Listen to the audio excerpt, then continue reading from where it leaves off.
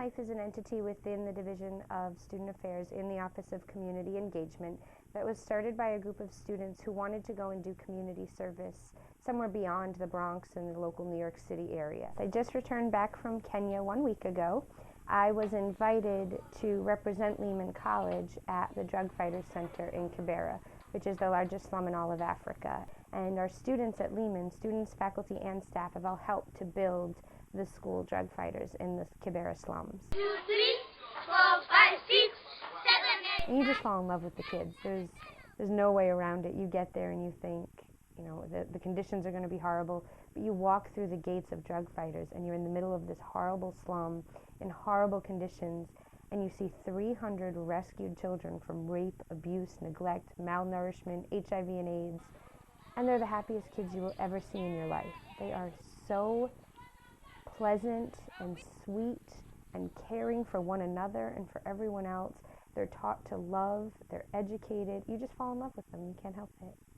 We do activities with the kids. This time I was in charge of the shoe distribution. Kohl's donated 300 pairs of shoes. And all the Lehman students that work in the Office of Community Engagement handmade buttons that said in Swahili, servant leader, which is Mtumishi Kiongozi. I think one of the biggest things is just spreading the word, coming back and letting people know what you've experienced. And this goes, you know, we're talking about Kenya today, but we've got students that are going back to DR. We've got students going to New Orleans. We've gone to New Orleans every single year since Hurricane Katrina. And the only way that students keep going back and more students participate is because they continue to spread the word about the fact that their job isn't done yet, and that there's so much of a need everywhere. And the one thing that we do make sure is that every student that participates in these trips participates in 2 programs at home to give back before going away. Many people look at Americans as coming in to kind of save Africa, if you will. And so we work really hard, and I work really hard with our students to really put it into context about the fact that we're not going just to do community service.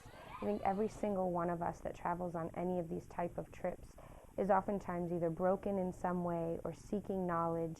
And as long as you're going in completely wholehearted, looking to learn and help at the same time and experience being part of a certain culture and not just go in and think that you're going to do your community service for a week and then leave, I think it makes a big difference to the people of the community that you're working with, and they are certainly more receptive to that.